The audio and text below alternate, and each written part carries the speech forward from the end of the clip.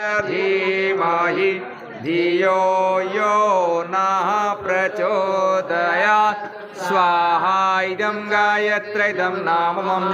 ॐ भूर्भुवः स्वः तत्सवितुर्वरेण्यं भर्गो देवस्य धीमहि धियो यो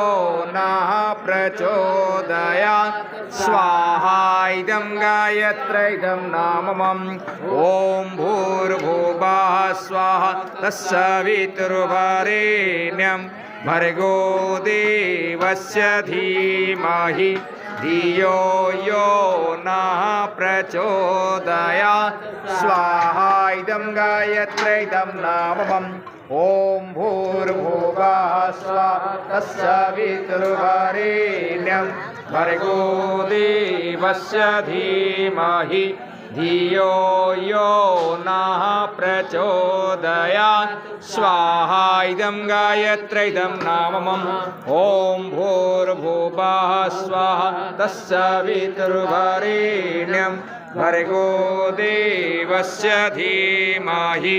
धियो यो नः प्रचोदयात् स्वाहा इदं गायत्रीदं नामम् ॐ भूर्भुवः स्वः तत्सवितुर्वरेण्यं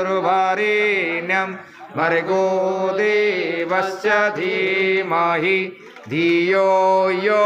नः प्रचोदयात् स्वाहा इदं गायत्रीदं नामम्